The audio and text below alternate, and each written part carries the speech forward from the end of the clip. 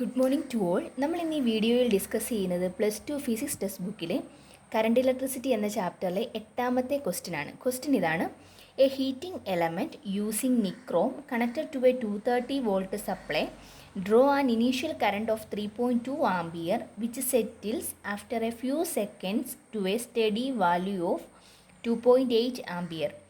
What is the steady temperature of the heating element if the room temperature is 27 degrees Celsius? Temperature coefficient of nichrome averaged over the temperature range involved is 1.7 into 10 raised to minus 4 degrees Celsius raised to minus 1. നമുക്കിതിൽ എന്താണ് പറഞ്ഞിരിക്കുന്നത് നോക്കാം.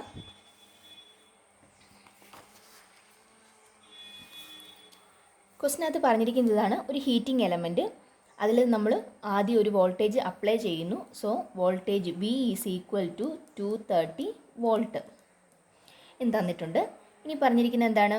ആദ്യം അതിലൂടെ pass ചെയ്യുന്ന current എന്ന് പറയുന്നത് 3.2 ampere ആണ്. ഇനീഷ്യൽ കറണ്ട് I1 എന്ന് കൊടുത്തു, ഈസ് ഈക്വൽ ടു 3.2 ആംപിയറിന് കിട്ടി. ഇനി which settles after a few seconds to a steady value of 2.8 ampere. കുറച്ച് കഴിഞ്ഞപ്പോഴേക്കും അതിൻ്റെ കറണ്ടിൻ്റെ വാല്യൂ 2.8 ആംപിയർ ആയിട്ട് മാറി. So I2 is equal to 2.8 ampere. What is the steady temperature of the heating element if the room temperature is 27 degree Celsius? അതായത് നമ്മളോട് ചോദിച്ചിരിക്കുന്ന ഇതാണ്. ആദ്യം ഇവിടുത്തെ കറണ്ട് 3.2 ആംപിയർ ആയിരുന്നു. അത് കഴിഞ്ഞിട്ട് അത് 2.8 ആംപിയർ ആയിട്ട് മാറി. അങ്ങനെ ഈ I2 ആയിട്ട് മാറുമ്പോൾ ഉള്ള സ്റ്റഡി ടെമ്പറേച്ചർ എത്രയാണെന്നാണ് ചോദിച്ചിരിക്കുന്നത്. അതായത് ടെമ്പറേച്ചർ നമ്മൾ T വെച്ച് കൊടുക്കുക, റെപ്രസെൻറ്റ് ചെയ്യുവാണെങ്കിൽ T2 ആണ് നമുക്ക് കണ്ടുപിടിക്കേണ്ടത്. T1 എന്ന് പറയുന്നത് എന്ത് വരും? റൂം ടെമ്പറേച്ചർ വരും 27 ഡിഗ്രി സെൽഷ്യസ്. ഇനി നമുക്ക് കണ്ടുപിടിക്കേണ്ടത് എന്താണ്? ഞാൻ തന്നിരിക്കുന്നത് ടെമ്പറേച്ചർ T2 കാൽക്കുലേറ്റ് ചെയ്യണം. കറണ്ട് നമുക്കറിയാം. ടെമ്പറേച്ചർ കോയിഫിഷ്യൻറ്റ് തന്നിട്ടുണ്ട്, അതായത് ആൽഫയാണ് തന്നിരിക്കുന്നത്, is equal to 1.7 into 10 raise to minus 4 degree Celsius raise to minus 1 എന്ന് തന്നിട്ടുണ്ട്. അങ്ങനെയാണെങ്കിൽ ആൽഫയും ടിയും എല്ലാം കൂടെ കണക്ട് ചെയ്യുന്ന ഇക്വേഷൻ എഴുതുന്നതിന് മുമ്പായിട്ട് ഒരു ടേം ഇതിനകത്ത് മിസ്സിംഗ് ആണ്. എന്താണത്? റെസിസ്റ്റൻസ് മിസ്സിംഗ് ആണ്. സോ നമുക്ക് രണ്ട് കേസിലെ റെസിസ്റ്റൻസ് ആദ്യം ഒന്ന് കണ്ടുപിടിക്കാം. R1 is equal to equation എന്ത് വരും? B/I1 എന്ന് വന്നു. ബിയുടെ സ്ഥാനത്ത് ബിയുടെ വാല്യൂ ഇട്ട് കൊടുക്കുക. 230 ഡിവൈഡഡ് ബൈ I1ൻ്റെ വാല്യൂ 3.2 ആംപിയർ എന്ന് നമുക്ക് ക്വസ്റ്റിനകത്ത് തന്നിട്ടുണ്ട്. അത് ചെയ്യുമ്പം നമുക്ക് കിട്ടുന്ന ഉത്തരം 71.875 എന്നാണ്.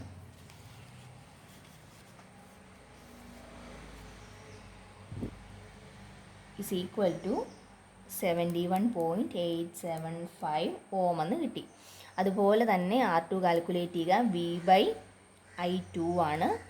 So is equal to 230 divided by 2.8 is equal to അതിൻ്റെ ആൻസർ 82.142 ഓം എന്ന് കിട്ടും. അപ്പോൾ നമുക്ക് R1ഉം R2ഉം കിട്ടി. ഇനി നമുക്ക് ആൽഫയുടെ ഇക്വേഷൻ എഴുതി നോക്കാം. ആൽഫ ഈസ് ഈക്വൽ ടു എന്താണ് equation?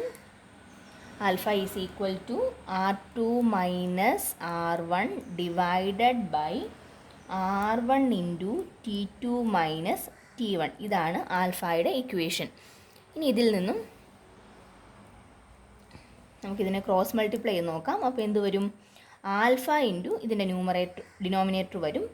Alpha into R1 into T2 minus T1 is equal to R2 minus R1 എന്ന് കിട്ടി. ഇതിൽ നിന്നും T1 ആണ് നമുക്ക് വേണ്ടത്. അപ്പോൾ T1 ഉള്ള ഈ ടേം ഇവിടെ നിർത്തിക്കൊണ്ട് ബാക്കിയുള്ളതിനെല്ലാം അപ്പുറത്തേക്ക് എടുക്കുക. അതായത് ഈ ആൽഫ ഇൻറ്റു R1 എന്നുള്ളതിനെ ഇപ്പുറത്തെ സൈഡിലേക്ക് കൊണ്ടുവരുന്നു. ഇവിടെ മൾട്ടിപ്ലൈ ചെയ്തേക്കുവാണ്, അതുകൊണ്ട് ഇവിടെ വരുമ്പോൾ ഡിവൈഡ് ചെയ്യണം. So T2 minus T1 is equal to R2 minus R1 divided by alpha into R1 എന്ന് കിട്ടി. ഇതിൽ നിന്നും നമുക്ക് T2 അല്ലേ കാൽക്കുലേറ്റ് ചെയ്യേണ്ടത്. സോ T2ൻ്റെ ഇക്വേഷനാണ് ഇനി എഴുതേണ്ടത്. അതിനു വേണ്ടി T1നെ ഇപ്പുറത്തേക്ക് കൊണ്ടുവരിക. ഇവിടെ T1 സബ്ട്രാക്ട് ചെയ്യുമായിരുന്നു, അതുകൊണ്ട് ഇവിടെ വരുമ്പോൾ ആഡ് ചെയ്യണം. So T2 is equal to R2 minus R1 divided by alpha into R1 plus T1 എന്ന് കിട്ടി. ഓരോന്നിൻ്റെ വാല്യൂസ് സബ്സ്റ്റിറ്റ്യൂട്ട് ചെയ്യുക. R2ൻ്റെ സ്ഥാനത്ത് R2ൻ്റെ വാല്യൂ കൊടുക്കുന്നു. 82.142 മൈനസ് 71.875 875 ഡിവൈഡഡ് ബൈ ആൽഫയുടെ വാല്യൂ എന്താണ് 1.7 ഇൻറ്റു 10⁻⁻⁴ ഇൻറ്റു R1ൻ്റെ വാല്യൂ എന്തായിരുന്നു 71.875 പ്ലസ് T1 എന്ന് പറയുന്നത് 27 ഡിഗ്രി സെൽഷ്യസ് ആയിരുന്നു ഈസ് ഈക്വൽ ടു ഇത് ചെയ്ത് കഴിയുമ്പോൾ കിട്ടുന്ന ആൻസർ 867.26 ഇത്രയും. ഇതെന്താണ് ടെമ്പറേച്ചറാണ്. സോ ഇതിൻ്റെ യൂണിറ്റ് എന്ത് വരും ഡിഗ്രി സെൽഷ്യസ് എന്ന് വന്നു. കാരണം ഇവിടെ എന്താ T1 കിടക്കുന്നത് 27 ഡിഗ്രി സെൽഷ്യസിലാണ്. സോ ഇതിൻ്റെ ആൻസർ വരുമ്പോഴും ഡിഗ്രി സെൽഷ്യസിൽ തന്നെയായിരിക്കും കിട്ടുന്നത്.